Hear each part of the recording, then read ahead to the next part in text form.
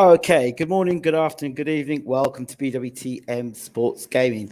Glad you could join us. As always, don't forget to rate, subscribe, leave your comments, share the video, post it on your WhatsApp page, post it on your Facebook page, post it wherever you think it will get views and get new people in watching BWTM Sports. So again, thanks for joining us. So lots to talk about, short space of time to talk to you about it. So let's get started. Again, for those of you who are watching carefully on BWTM Sports and are watching the playlist, you will know that I'm actively out there, very, very busy at this time, and it's all change. It's all change, and it's all change for the good. So a lot of the things a lot of you were asking for are happening, and you can see that on the playlist. I'm not going to go into too much about that. Check the playlist. We'll be uploading a episode just to see how it looks on BWTM Sports tonight. An episode of a sports show that I am regularly on now on a weekly basis. So we'll upload that maybe in the next half an hour, 40 minutes. Also tonight, for you members out there, we've got Uncle James Ellerbish here back in the house. This weekend, as you know, Trevor Bryant, we heard so much about him from Stacey McKinley. Stacey McKinley, the trainer, of course, of former trainer of Mike Tyson, trainer of 35 world champions, has the WBA regular champion, Trevor Bryant, defending his title against the UK's big punching heavyweight, Daniel Dynamite Dubois. So Bryant has had Larry Holmes in camp. And of course, if you listen to that interview I did with Stacey McKinley, really great breakdown. Ultimately, Stacey McKinley can say what he's got to say. Trevor Bryant can say what he's got to say. In fact, Daniel Dubois can say what he's got to say. Ultimately, at the end of the day, or the end of the night, we're going to see who's been lying and who's not been lying, and we'll see the result afterwards. A lot of people I see in the comment section are quite disrespectful to Trevor Bryant, saying that Dubois is going to blast him out of there in a round or blast him out in a couple of rounds. He's going to get knocked out. But I would just caution people the way they're just saying that Dubois is going to run through Trevor Bryant. I think I would caution them with that way of thought. Might happen, but I would caution them. Okay, so let's talk about some things that have been happening. Great win by Inoue, by the way, knocking out Donaire. Donaire's 39 years old. I don't even know why Donaire took the fight. I guess he thought he had something to prove at 39 years old in the low weight divisions. Not many fighters can fight in the low weight divisions at 39 years old and still keep performing, which made Pacquiao a unique case. But when you're in low weight divisions and you're constantly having to make weight over and over and over again, I think that is why in the heavyweight division, fighters can fight much longer because they're not pulling down and having to pull weight all the time. So Inoue, again, we knew he could punch. We knew he was a fantastic boxer, a monster of a puncher, and did what he had to do, which was to get rid of Donaire. And the 39-year-old was not hanging around 8, 9, 10 rounds. Donaire did what he had to do, handle his business. Joe Cordina, one guy that I said had a lot of time for, rated highly, didn't even realize he was fighting on the weekend. Beautiful right hand to win, I think it's the IBF championship. Congratulations to him. Another fighter, Joe Cordina, was talking about. There were two guys I talked about. It's Joe Cordina and then the guy that Taylor fought. Josh Taylor. I think it's Josh Taylor. The guy that fought Josh Taylor. Him as well. Those two guys, I was confused, those two guys, but those two guys were two guys that tipped to become world champions. And, one was unfortunate and got robbed. The other one did the business. So congratulations, Joe Cordina, on a fantastic win. I think even Conor Benn had his reservations about the fight.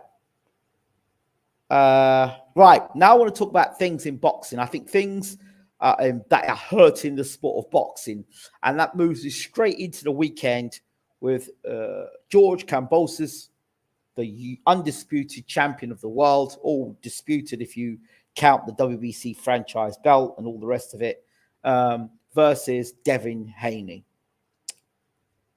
I don't know if this is action replay or the curse of the lightweights, but the same things that Teofimo Lopez was accused of, you could say George Kambosos became Teofimo Lopez Part 2, because it seemed to me that as soon as he became champion, he sort of like, I wouldn't say fell apart, but was his disposition changed, his demeanor changed. A lot of people said that Kambosos became fake. I don't know about all of that, but I do know one thing. I am fed up of certain dads getting involved in boxing. I think it's hurting the sport. I really do. And at the top level, if you're not a top trainer, you have to let your son go and let professionals look after your team, look after your fighter. I think you can support to a degree, but you got to let the professionals do their stuff, and no more rah-rah cheerleading, because I see a lot of that. And if you put Kambosos' dad in the room and you put Lopez's dad in the room, it was like a mirror image, watching both of them, and the fight itself. Where was George Kambosos? I mean, for me, I thought Kambosos, he had everything on his side. Fighting in Australia, in his hometown or his home city, you know, guy has to travel somebody else to come to you. You had the whole thing of Haney's father not being able to get into the country, all that stuff. And you tell me you couldn't get your camp together properly? It just looked to me like Kambosos looked so disorganized. He looked like a guy who was looking for one shot. He knew Haney had a good jab and Haney could box, but he just looked like a one-trick pony. And I looked at the way Jojo Diaz fought Haney, and I thought, well, if Kambosos got faster hands than Haney, than Jojo Diaz, and he's a bit more mobile than Jojo Diaz, and he puts his punches together more than Diaz, and you know he's unbeaten, he's a champion. So if Jojo Diaz could do what he does, and I think that Kambosos is a better fighter than Jojo Diaz, I thought to myself, well, Kambosos surely has got to beat Haney. Surely. I thought he'd get close, rough Haney up. You know, Haney's guard would drop, and he'd get inside and stop him. You know, 9, 10, 11, 12. Those what I thought was going to happen. He'd stun him, hurt him, jump on top of him, finish the fight off. But he threw the overhand right, which I knew was going to be the punch that he'd have to look out for. Haney, he was catching Haney with that shot. But when you don't train properly for a fight, yeah, when you're not this leads me to my next thing before I go on. Rematch clauses, I think, are, pardon my French, bullshit. I think rematch clauses are bullshit. If, like, for example, when you've got a rematch clause, I'll go back to my point from earlier. When you have a rematch clause, it's like, well, if I get beaten this fight, I can always redeem myself in the second fight. So is there an urgency for you to win the first fight because you know you can get a rematch and double your money and fight again against the guy? I don't understand. I don't like these rematch clauses. I don't like them because there's always this backup like, well, if I lose this fight, I can always win the second fight. But then if you win the second fight, then the guy you beat is going to want a third fight. Do you understand? I don't like rematch clauses. I don't. I think if there's a rematch clause, you should not be allowed to have an immediate rematch. You should have a rematch in about a year's time. That's what I think. You should get a rematch in about a year's time. Why do I say that? Well, because if you know this is like last chance saloon, or if you lose your belt, that's it for you. You will fight with more hunger, more determination. You'll make sure if you're injured, you don't take that fight because this is your only opportunity. And this rematch thing is annoying. It's really, unless the fight is an absolute barn burner, I would say, yeah, we'll see that again. If it's an absolute barn burner, that's different. But every fight you'll see now, rematch clause, why? For what? And the Haney fight with Kambosos, it wasn't even close. And some of the crap these fighters say afterwards, Kambosos said, oh, yeah, they told me it was close. Who told you that? Your dad? Your old man? The people that are closest to you told you that? I mean, come on. You getting your head jabbed off. Congratulations to Devin Haney, by the way. What he did to take, to leave where he was in terms of promotional, move to another promotion company, take a loss in certain areas, and then come out and become undisputed champion. You've got to give that young man credit for that. So kudos to that man for that. I'm not the biggest Devin Haney fan. I don't think I'll ever be a big Devin Haney fan. But you've got to give a man credit where it's due. And I've got to give him credit where it's due. Question. Jack Catterall.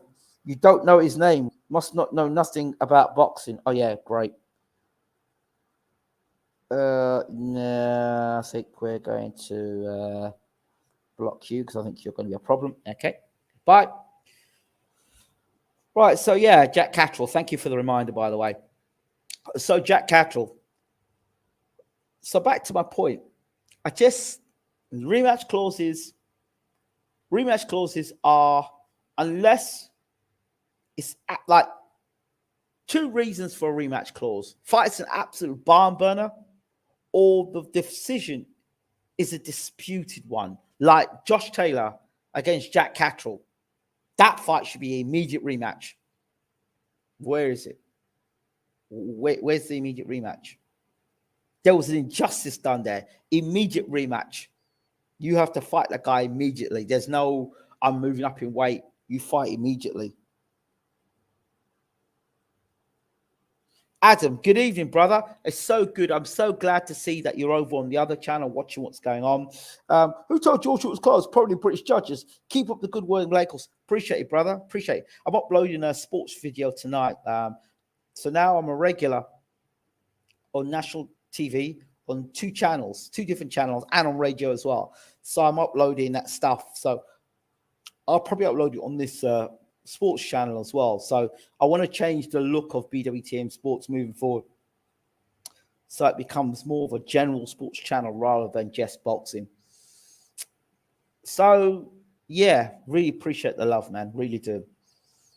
So there, I think rematch clause, unless it's a dispute a la Catterall and Taylor, or it's a dodgy stoppage, like where you think, I think the referee stopped the fight too soon there. That sort of situation. Where it was a close fight and the referee steps in. That situation where there's controversy and dispute, immediate rematch, yes. When you've been absolutely knocked out clean and you were getting beaten up, that sort of fight, no rematch clause for you. Froch Groves has always been chinny. And that proved in the second fight. So the same right hand that caused the problems with Groves in the first fight was the same right hand that ended the fight in the second fight. So I didn't think Groves was ready for the first fight anyway against Froch, but that's just me. But yeah, I hear you, Froch Groves. That's an example, good example. So the fight has to be a barn burner for a rematch, or there has to be a controversy. Otherwise, I don't want no damn rematch. So it's just been announced that Derek Chisora is going to be fighting who? Kubrat Pulev. I mean, it's a big scrape in the barrel. Why do I want to watch Derek Chisora fight Kubrat Pulev? Well, Derek Chisora's not going to fight for no world title. And Kubrat Pulev just finished fighting for a world title. So why am I going to watch Kubrat Pulev and Derek Chisora fight again? Right? How Kubrat Pulev must be at 40 now? And Derek Chisora is just hurt pretty badly by Joseph Parker. And Parker just kind of like carried him. Why am I watching this fight? Why would I pick up myself to go to the O2 Arena to watch two guys fight that I've got absolutely no future? It's stuff like this that's hurting the sport of boxing. Again, Garbage fight. Why am I watching this fight? It's not like any of these guys have got world title aspirations. If I'm a fan of Kubrat Pulev or I'm a real fan of Derek Chisora and I have to see him fight, well, yeah, but why? Why? I'd rather see Derek Chisora fight Wardley or Derek Chisora fight, what's this guy, the cruiser, the Bridgerweight guy, fight him. Eddie has gone to the world too many times with Derek. I expect a poor crowd. Yeah, I expect so too. The only thing that's going to happen is they'll 1-2 Derek Chisora. You know, a table gets thrown. He slaps Kubrat Pulev. He's going to have to do something to sell that fight.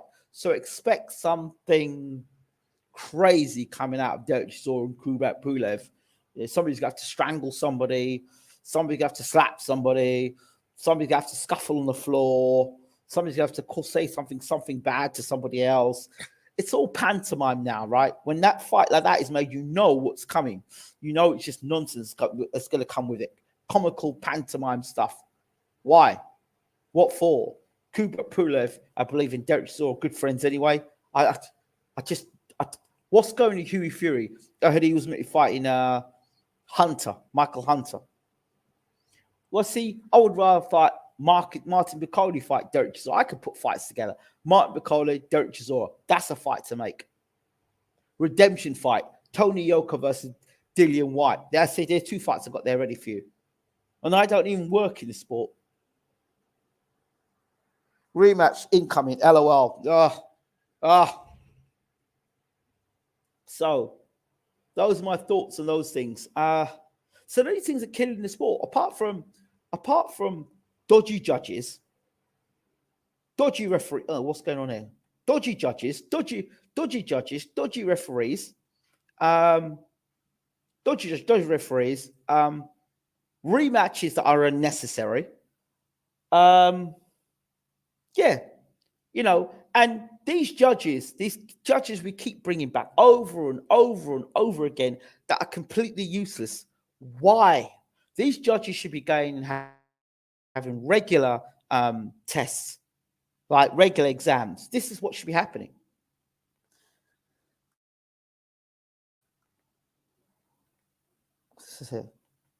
What about Hearn and Leonard Ellaby?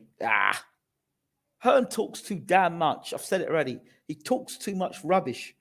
But, you know, like I said, I've said about Hearn a long time ago. I rubbed the Americans up the wrong way. Getting over there, that you know what I mean. I think Ben Shalom stands a better chance at dealing with the Americans. You know, Frank Warren's got a good relationship with Americans, but Eddie, he messed all that up with his nonsense talk about world domination, and he's going to go and dominate America. When he started talking, so he turned the Americans off. So it is what it is.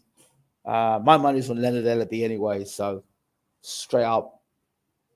Leonard Ellaby straight away. My money's on Leonard Ellaby. So, yeah. Another thing that's killing the sport of boxing. Trainers who can't train. Trainers who can't train. Like that guy who's training Rowley. He was a terrible trainer. Absolute garbage trainer. So, poor trainers. Promoters that don't know what they're talking about. Fighters that, like Kambosos, right? He was talking a great talk. And then when it came to the fight, what happened? He should have saved that energy he was using for all the talk to actually fight in the ring.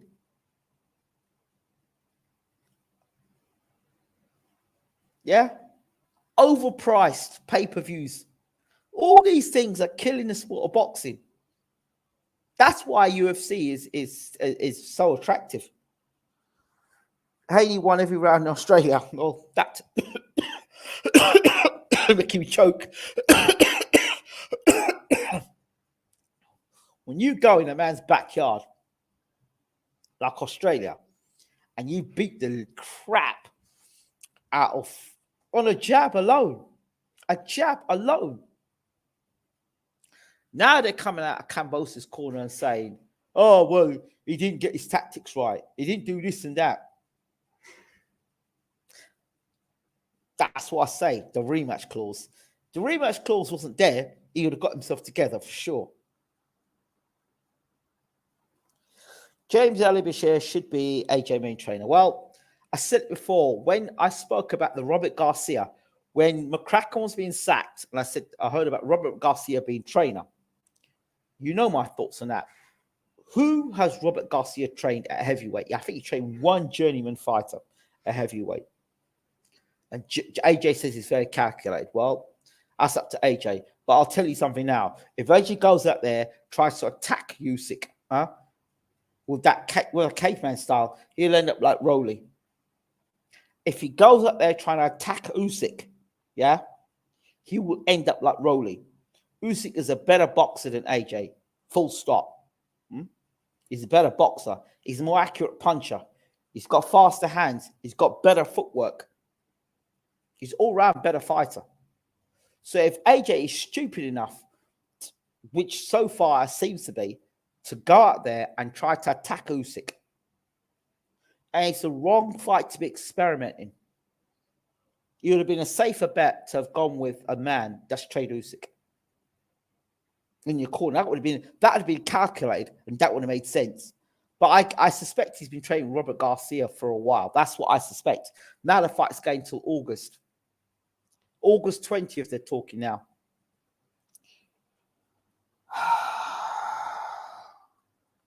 UFC must be laughing at boxing. I think they are. I think they are. I think they are. I mean, I can't. It's hard to take this sport seriously, people. It really is. It really is. It really is. They say that Spence and Crawford will save the boxing. I don't think so. I don't think so. So now Ryan Garcia's come out saying he wants to fight Tank, but then signs to fight Fortuna. This is the stuff that does boxing no favors. You know, when you get a great fight, it's one in maybe 20.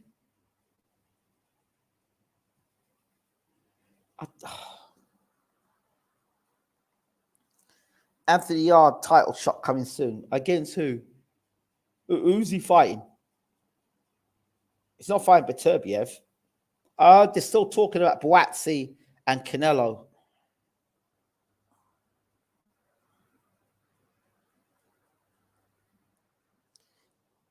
Do you see where this is going?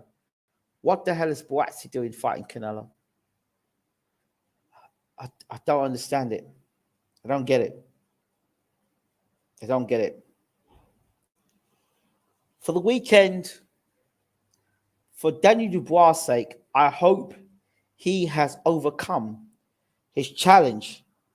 Hey, brother, how you doing? You want to hop on quickly for, say, 10, 15 minutes? Want to hop on and give us your thoughts on the boxing world recently? If I send you a link.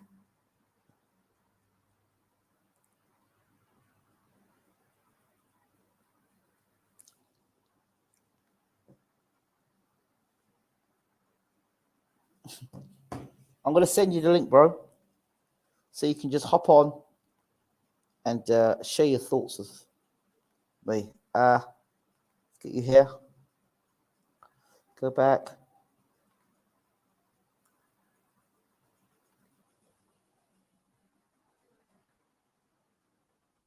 Hey, Jay. I'm just going to post this here to you. Just hit your link, bro. Just check your WhatsApp and click on it. Click the link on WhatsApp. Where's Coach Chris? Oh, he's all good. I spoke to him a couple of days ago, actually. He's good. He's all right, busy. He's a strength and conditioning coach. So, yeah, we're all busy. All the brothers are busy at the moment, man. We're all busy. Spoke to Uncle Bashir earlier, who's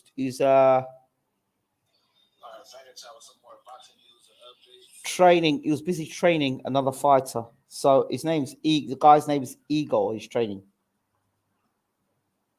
So let me see if Jay's got the connection.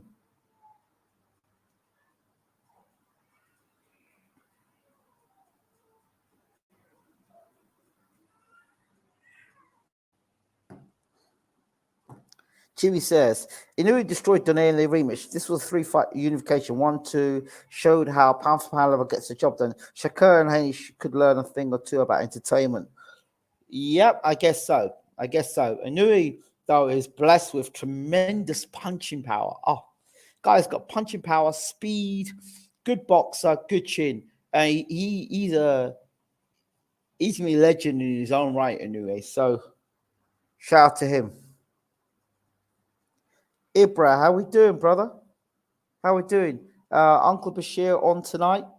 So get your popcorn ready. Bashir back tonight. Catchweight fights and risk to fighters' health. Yeah, catchweight fights. Some catchweight fights are less of a risk than others. Cordelia KO world class Saturday night. Yeah, he was good. Yeah, I understand what he did to Donaire, but Donaire's 39 years old. You know, especially in lower weight categories. When them guys start getting over 30, 32, 33, 34, and then lower weight categories, it's not the same at heavyweight. No lower weight categories, you got to start watching him. And Donaire's like 39 years old. It's not like Donaire has had an easy career. God, Carl Frampton's retired and Donaire's still fighting. So it tells you he's been fighting a long time, Donaire. I hope that Donaire has got some good money in the bank after this, though. He's a legend in his own right. I heard a story floating about that obviously Manny Pacquiao didn't win in the Philippines. I heard a rumor that he wants to fight again Mayweather at the end of the year.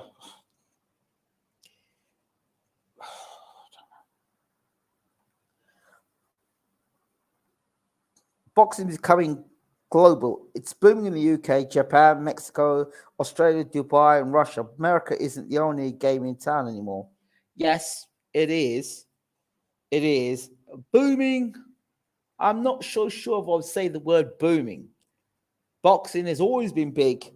Boxing been big in Australia. I mean, you've got guys like Jeff Harding, Jeff Fennick.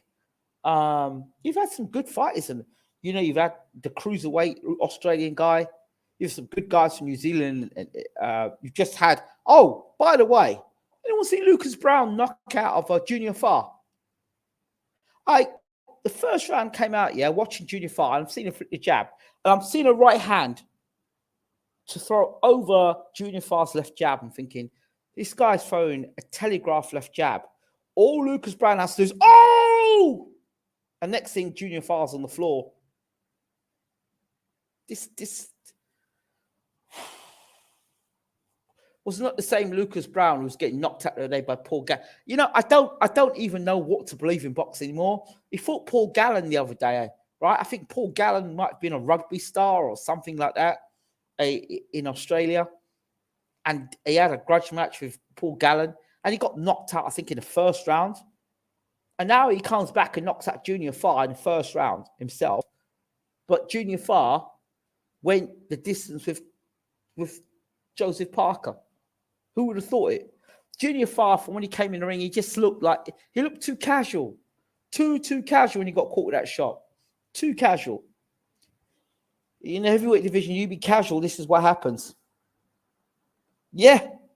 I'm watching it. I'm watching this fight. I'm looking at it going, if Lucas Browne could time a right hand over,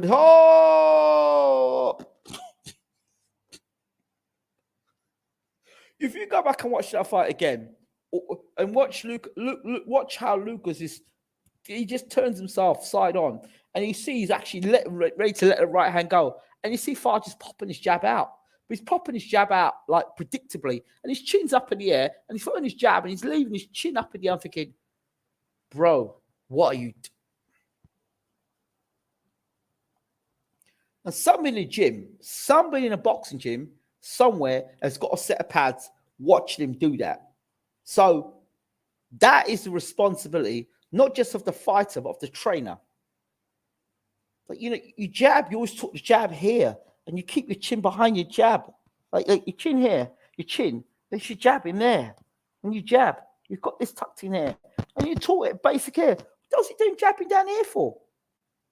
What's he doing down here for? So he deserved to get knocked out. Sorry. I cannot make any excuses up for Junior Farr getting knocked out. Sorry. It is what it is. Okay, J. Roo, I sent you the link for the show. You must be busy because I've sent the link and you've not responded. So great.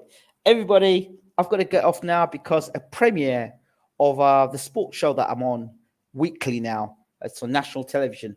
I would like you all to check it out. So I'm going to post it here. There'll be a premiere in about 10, 15 minutes time. And then after that, Uncle Bashir will be on the show. So check here. Uncle Bashir will be on the show tonight. We'll be talking all things boxing. So thank you all for watching BWTM Sports as always. Don't forget to subscribe to my new channel. Let's bring it up again. Don't forget to subscribe to my new channel.